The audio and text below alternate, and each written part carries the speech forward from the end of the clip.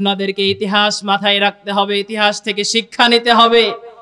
যেই জমিনে হযরত ইব্রাহিম আলাইহিস সালামের রক্ত ঝরেছে, ঠিক ওই জমিনে নির্দিষ্ট সময় পরে নমরুদের পতন হয়েছে। কথা ঠিক না বেঠিক? যেই জমিনে হযরত মূসা আলাইহিস সালামের রক্ত ঝরেছে, ওই জমিনে ফেরাউনের পতন হয়েছে। যেই জমিনে আমাদের নবী, বিশ্ব নবী জনাবে মুহাম্মদুর রাসূলুল্লাহ সাল্লাল্লাহু আলাইহি ওয়াসাল্লামের রক্ত ঝরেছে, ওই জমিনেই আবু জেহেলের পতন হয়েছে। আমরা দেখেছি যেই জমিনে, যেই বাংলার জমিনে অসংখ্য মুক্তিকামী ছাত্র ভাইদের রক্ত ঝরানো হয়েছে, আমরা নিজের এই চক্ষু দিয়ে দেখেছি, আল্লাহর দেওয়া চক্ষু নামক নিয়ামত দিয়ে দেখেছি।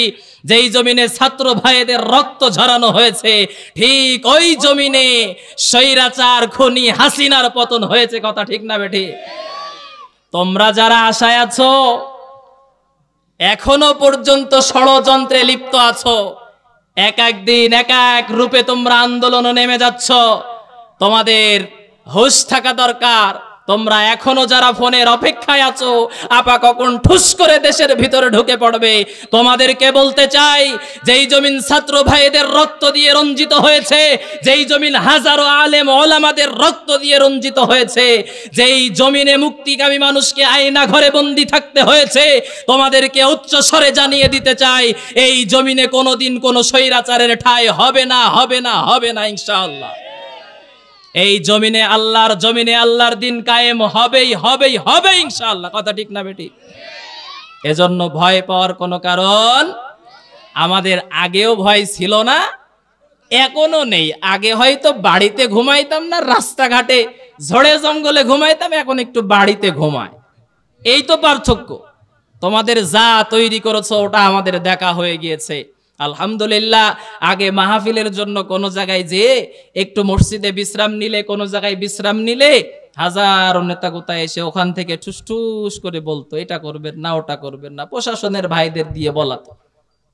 আলহামদুলিল্লাহ, আমি আসার আগে প্রশাসনের একজন ভাইয়ের সাথে দেখা করেছি। আলহামদুলিল্লাহ, কত সুন্দর ব্যবহার। তারাও বিপদে ছিল, কি করব আর কোনটা ছাড়বো। কথা ঠিক না বেটি? আলহামদুলিল্লাহ, আমরা সেই জায়গা থেকে ফিরে এসেছি। এজন্য সেই মহান রবের দেওয়া কণ্ঠকে উজাড় করে আরো একবার শুকরিয়া আদায় করছি। সকলে বলছি আলহামদুলিল্লাহ, আলহামদুলিল্লাহ। আমি কোরআনুল কারীম থেকে একটি মাত্র আয়াত তেলাওয়াত করেছি।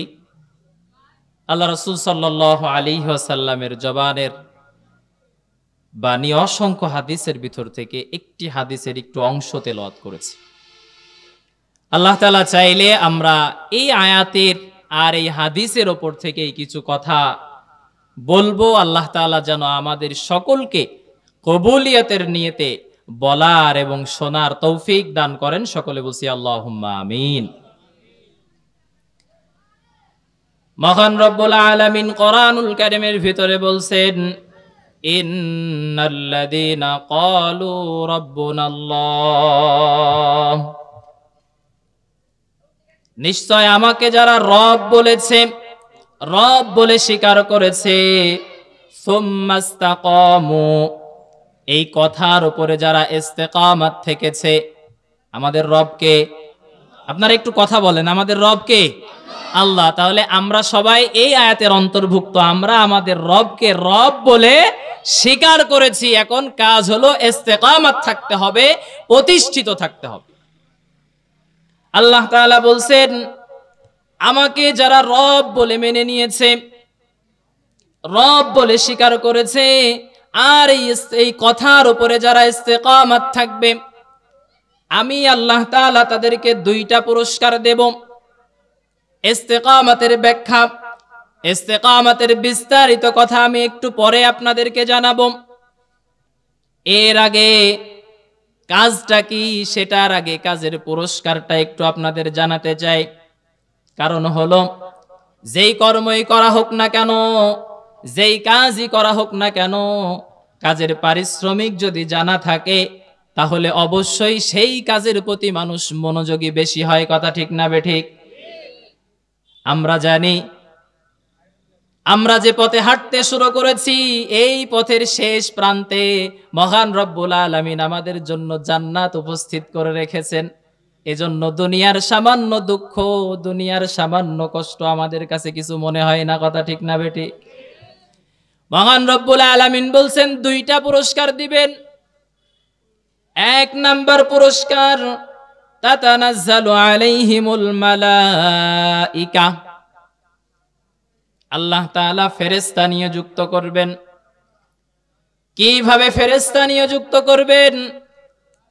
আমরা পত্রিকা খুললেই দেখতে পাই, টিভির সামনে বসলে অনেক সময় দেখতে পাই, বাংলাদেশের অমুক জায়গায় অ্যাক্সিডেন্ট হয়েছে, 5 জন মানুষ জায়গায় মারা গেছে। ওই গাড়িতেই 6 মাসের একটা 6 বছরের একটা সন্তান ছিল, অক্ষত অবস্থায় ওই সন্তানটাকে উদ্ধার করা হয়েছে। এরকম নিউজ আসে না নাই? আসে না নাই? আসে। এই যে আল্লাহ তাআলা ফেরেশতা নিযুক্ত করে দিলেন, আমাদের জন্য ফেরেশতা নিযুক্ত করা হবে, 1 নাম্বার পুরস্কার। এই পুরস্কার কিভাবে দেওয়া হবে এর উদাহরণ আপনি শুধু এই সামান্য দুনিয়ার এই মানুষের জীবনী থেকে নেওয়ার দরকার নেই। আমি আপনি চলে যাই বিশ্ব নবী জনাবে মুহাম্মদুর রাসূলুল্লাহ সাল্লাল্লাহু আলাইহি ওয়াসাল্লামের জীবনীতে।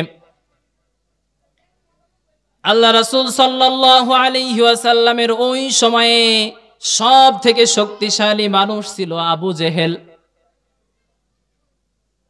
কত শক্তি তার ছিল! এই আবু জেহেলের কাছে একটা সন্তান লালিত পালিত হতো। আবু জেহেল ছিল একটা এতিম সন্তানের গার্জিয়ান।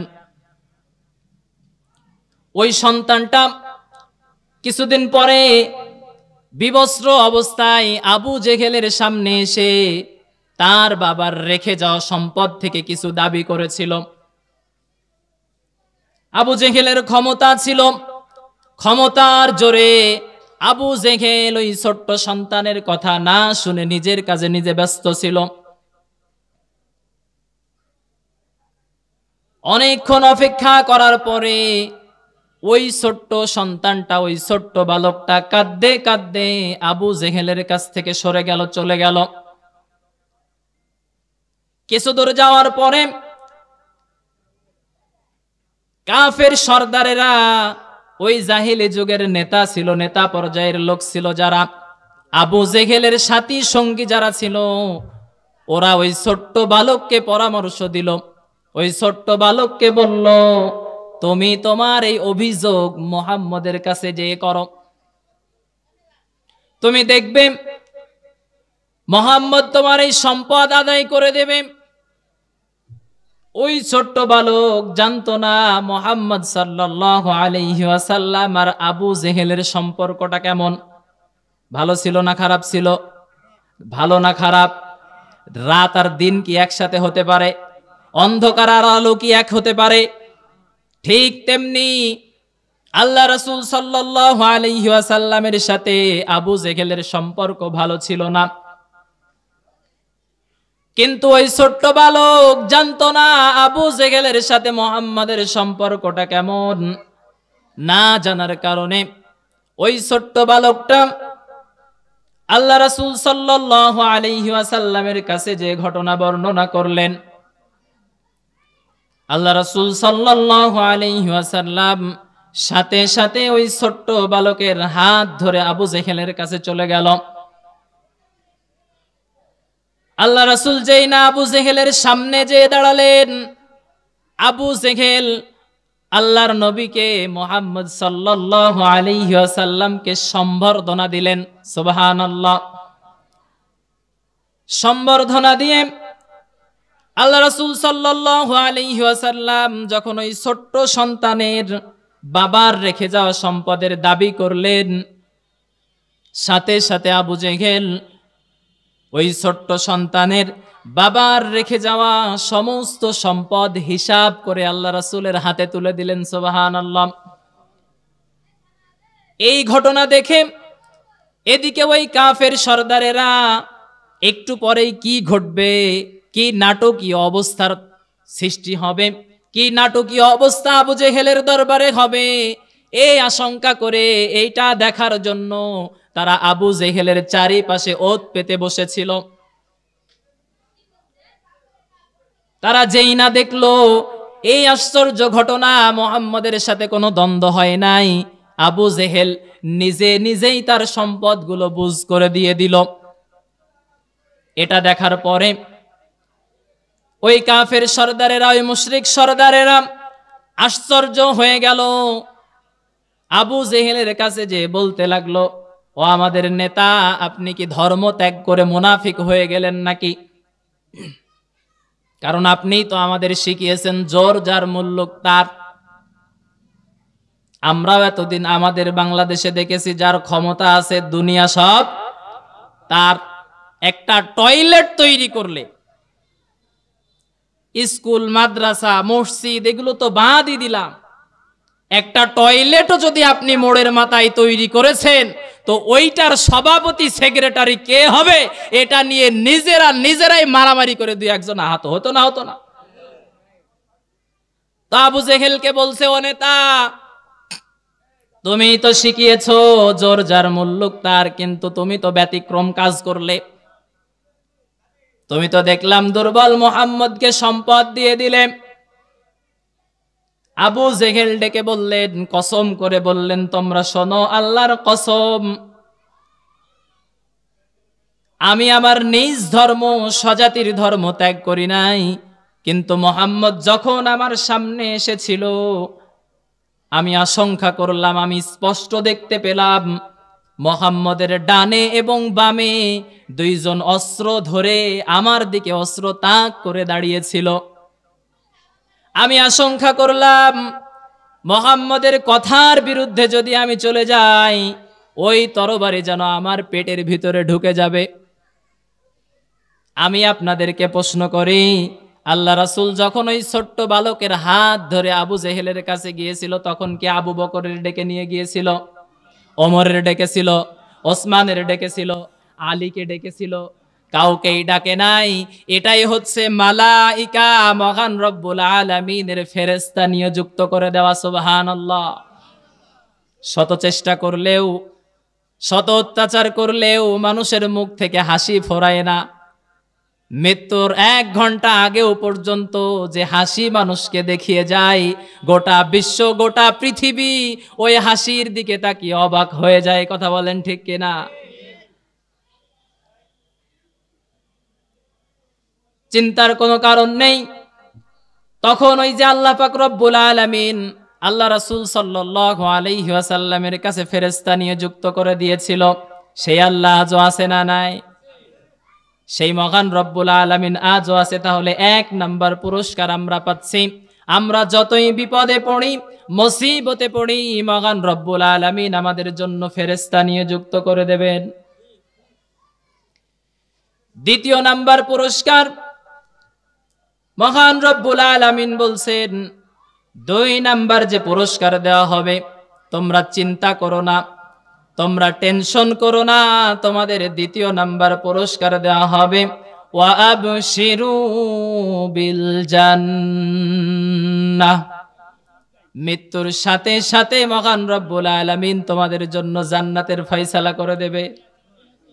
একজন ঈমানদারের দুনিয়াতে শান্তি আর আখেরাতে মুক্তি, এর থেকে বড় চাওয়া আর থাকতে পারে? আর থাকতে পারে? থাকতে পারে? এর থেকে বড় চাওয়া আর থাকতে পারে না। তাহলে আমরা দুনিয়াতে শান্তি, আখেরাতে মুক্তি পাচ্ছি।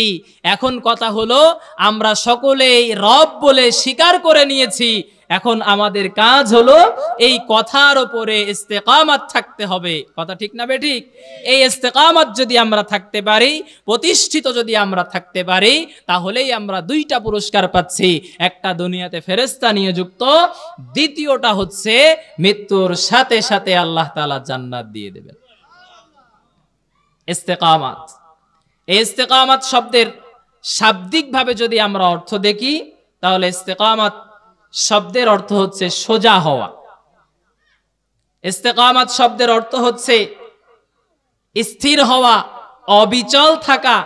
ইস্তেকামাত শব্দের অর্থ হচ্ছে সঠিক পথে শক্তভাবে দাঁড়িয়ে থাকা। যেটা জান্নাতের পথ, এই পথে শক্তভাবে দাঁড়িয়ে থাকা, এটাই হচ্ছে শাব্দিক অর্থ। পারিভাষিকভাবে যদি আমরা অর্থ দেখতে যাই, তাহলে আমাদেরকে বেশ কিছু কাজ করতে হবে। আমরা এই কাজগুলো জেনে নিয়েই আমরা আলোচনা শেষের দিকে যাব ইনশাআল্লাহ। আলোচনা তো শুনবো পরে, তাই না? হ্যাঁ, এখন একটু পরিবেশ গোছানো হচ্ছে ইনশাআল্লাহ। ইস্তেকামাত শব্দের 1 নাম্বার ব্যাখ্যা, আমি আপনি যদি রবকে রব স্বীকার করে এই কথার উপরে ইস্তেকামাত থাকতে পারি, ইস্তেকামাত থাকতে হয়, তাহলে আমাকে আপনাকে 1 নাম্বার যেই কাজ করতে হবে সেটা হচ্ছে ঈমান আনতে হবে। আমি বিশ্বাস করি আমার সামনে পাশে পিছনে যারাই বসে আছেন, আমি বিশ্বাস করি আমরা সবাই ঈমানদার, আমরা সবাই ঈমান এনেছি। কারণ যদি আমরা ঈমান না আনতাম, ঈমানদার দাবি না করতাম, তাহলে আমরা এখন মাহফিল শুনতে আসতাম না। আমরা সবাই ঈমানদার, ঈমান গ্রহণ করেছি। যত কষ্টই হোক না কেন আমরা এই ঈমানকে ছেড়ে দেব না। যত বিপদ আসুক না কেন আমরা ঈমানকে ছেড়ে দেব না। যত বাধা আসুক না কেন আমরা ঈমানকে ছেড়ে দেব না। যত জুলুম আসুক না কেন আমরা ঈমানকে কখনোই ছেড়ে দেব না। আপনাকে যদি ইস্তেকামাত থাকতে হয়, 2 নাম্বার যেই কাজটা আমাকে আপনাকে করতে হবে সেটা হচ্ছে ফরজ ইবাদত পালন করতে হবে। আল্লাহ তাআলার যে সমস্ত ফরজ বিধান আছে সেগুলো আমাদেরকে পালন করতে হবে। ফরজ ইবাদতের ভিতরে দুনিয়ার প্রত্যেকটা দিন মহান রব্বুল আলামিন আমাদের জন্য 5 ওয়াক্ত নামাজ রেখে দিয়েছেন। আরো ফরজ যে ইবাদতগুলো আছে, মহান রব্বুল আলামিন বছরে 1 মাস রোজা ফরজ করেছে।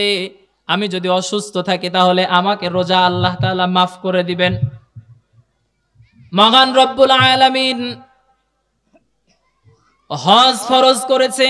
আমার যদি অর্থ সম্পদ না থাকে তাহলে আল্লাহ তাআলা হজ আমার জন্য মাফ করে দিয়েছেন। যাকাতকে ফরজ করা হয়েছে। আমার নিসাব অনুযায়ী সম্পদ নেই, যাকাত আমার জন্য মাফ হয়ে গিয়েছে। কিন্তু নামাজ এমন একটা ফরজ ইবাদত, আমি সুস্থ মস্তিষ্কে আছি, ধনী হই গরিব হই, সাদা হই কালো হই, সবার জন্য মহান রব্বুল আলামিন নামাজের বিধান দিয়ে দিয়েছে। কথা ঠিক না বেঠিক? এই নামাজ পড়লে কি হবে? আল্লাহ রাসূল সাল্লাল্লাহু আলাইহি ওয়াসাল্লাম বলছেন, ও আমার সাহাবীরা, তোমরা যদি দুনিয়াতে তোমাদের কর্মস্থল থেকে বাড়িতে আসার পথে 5টি পুকুর থাকে, আর এই 5টি পুকুরে যদি তুমি দিনে 5 বার গোসল করো, তোমার গায়ে কি কোনো ময়লা থাকবে? সাহাবায়ে কেরাম বললেন, না, আমাদের গায়ে কোনো ময়লা থাকবে না। রাসূল সাল্লাল্লাহু আলাইহি ওয়াসাল্লাম বললেন, ঠিক তেমনি ভাবে কোন ব্যক্তি দুনিয়াতে যদি 5 ওয়াক্ত নামাজ আদায় করে, ওই ব্যক্তির আমল নামায় কোনো গুনাহ থাকবে না। সুবহানাল্লাহ। আর নামাজ না পড়লে কি হবে? কিয়ামতের ময়দানে এই নামাজি মানুষগুলা, বেনামাজি মানুষগুলা যখন জাহান্নামের ভিতরে তাদেরকে নিক্ষেপ করা হবে, জান্নাতীরা তাদেরকে প্রশ্ন করবে, জান্নাতীরা তাদেরকে প্রশ্ন করবে, মা সালাকাকুম ফি সাকার, তোমাদেরকে এই সাকার নামক জাহান্নামে কে আনলো? কেন তোমাদেরকে সাকার নামক জাহান্নামে দেওয়া হলো? ওই জাহান্নামীরা ইচ্ছায় অনিচ্ছায় সেই দিন উত্তর দিবে। তাদের 1 নাম্বার উত্তর থাকবে, ক্বালু লাম নাকু মিনাল মুসাল্লিন। তাদের 1 নাম্বার উত্তর থাকবে, আমাদের জাহান্নামে আসার কারণ আমরা নামাজ আদায় করতাম না, আমরা মুসল্লিদের অন্তর্ভুক্ত ছিলাম না, এই জন্য আমাদেরকে জাহান্নামে দেওয়া হয়েছে। আরো আশ্চর্য হয়, এই জাহান্নামীদের শাস্তি সম্পর্কে রাসূল সাল্লাল্লাহু আলাইহি ওয়াসাল্লাম সাহাবায়ে কেরামকে বলছেন, ও আমার সাহাবেরা, আমি মেরাজে যে জান্নাত জাহান্নাম দেখেছি, জাহান্নামের শাস্তি দেখেছি, জাহান্নামের অনেকগুলা শাস্তি দেখেছি। তার ভিতরে একটা শাস্তি দেখেছি। জাহান্নামের ভিতরে কিছু মানুষকে দাঁড় করিয়ে রেখে তাদের মাথার উপরে বড় বড় পাথর নিক্ষেপ করা হচ্ছে। আর যেই তাদের মাথার উপরে পাথর নিক্ষেপ করা হচ্ছে, আর সাথে সাথে তাদের মাথাটা চূর্ণ বিচূর্ণ হয়ে যাচ্ছে, আবার যে ওই পাথরটা ওই ফেরেশতা উঠিয়ে আনছে, আবার সাথে সাথে মাথাটা আগের মতো স্বাভাবিক হয়ে যাচ্ছে। আমি জিব্রাইলকে জিজ্ঞাসা করলাম, ভাই জিব্রাইল, এদের কি এমন অপরাধ যে এত বড় শাস্তি এদেরকে দেওয়া হচ্ছে? জিব্রাইল উত্তর দিল, আল্লাহর নবী, এদের তেমন অপরাধ নাই। এদের অপরাধ ছিল একটা, দুনিয়ার মসজিদের মিনারে 5 ওয়াক্ত নামাজের আজান হতো, তাদের মস্তিষ্কে, তাদের কানে আজান শোনার পরেও তাদের মস্তিষ্কে নামাজের কথা চিন্তা হতো না। তারা দুনিয়ার কাজে মত্ত থাকতো, দুনিয়ার চিন্তা নিয়ে তারা ব্যস্ত থাকতো, যার কারণে তাদের মস্তিষ্কে এত বড় আঘাত করা হচ্ছে। আমরা কি শাস্তি পেতে চাই? আমরা কি কেউ এই শাস্তি পেতে চাই? যদি না পাই তাহলে আজকে থেকে নিয়ত করে নেব, আমরা নামাজি হব, আমরা মুসল্লিদের অন্তর্ভুক্ত হব। ওই মানুষগুলা, ওই জাহান্নামী মানুষগুলা দ্বিতীয় নাম্বার উত্তর দিবে। তাদের দ্বিতীয় নাম্বার উত্তর থাকবে, ওয়ালাম নাকুনু তুইমুল মিসকিন। ওই জাহান্নামী মানুষগুলা দ্বিতীয় নাম্বার যে উত্তর দিবে, তাদের উত্তরটা থাকবে, আমরা মিসকিনদেরকে খাইতে দিতাম না, আমরা ক্ষুধার্তদেরকে আহার্য দিতাম না। তৃতীয় নাম্বার তারা উত্তর দিবে, ওয়ালাম নাকুনু তুইমুল মিসকিন ওয়া কুন্না নাখুদু মাআল খাইদিন। তাদের তৃতীয় নাম্বার উত্তর হবে, সমালোচনাকারী যারা, তাদের সাথে আমরা লিপ্ত হতাম। যারা ভালো কথা বলতো, যারা কোরআনের কথা বলতো, তাদের কথা শুনতাম না। তাদের বিরুদ্ধে যারা সমালোচনা করত, আমরা তাদের সাথে মিশে যে সমালোচনা করতাম। চতুর্থ নাম্বার তারা উত্তর দিবে, অকুন্না নাখুদু মাআল খাইদিন। আমরা এই দিনকে অস্বীকার করতাম, অর্থাৎ কিয়ামতের দিনকে অস্বীকার করতাম, আর সেই তার ভিতর দিয়ে আমাদের কাছে মৃত্যু এসে উপস্থিত হলো। তাহলে জাহান্নামীরা যে উত্তরগুলো দিবে, এই উত্তর থেকে বেঁচে থাকতে হলে আমরা নামাজিদের অন্তর্ভুক্ত হব। আমরা যে কথা শুনছিলাম, ইস্তেকামাত, ইস্তেকামাতের দ্বিতীয় নাম্বার, ইস্তেকামাত যদি আমরা থাকতে চাই তাহলে আমাদের দ্বিতীয় নাম্বার কাজ ছিল ফরজ ইবাদত পালন করা। এই কথার উপরে যদি আমরা ইস্তেকামাত থাকতে চাই তাহলে ইস্তেকামাতের তৃতীয় নাম্বার আমাদের জন্য কাজ হলো আমাদের উপরে যে ওয়াজিব বিধান আছে সেগুলো পালন করা। চতুর্থ নাম্বার কাজ হলো সুন্নাহ আমল করা। পঞ্চম নাম্বার কাজ হলো সব থেকে গুরুত্বপূর্ণ কাজ, সেটা হলো গোনা ছেড়ে দেওয়া। কি ছেড়ে দেওয়া? গোনা ছেড়ে দেওয়া।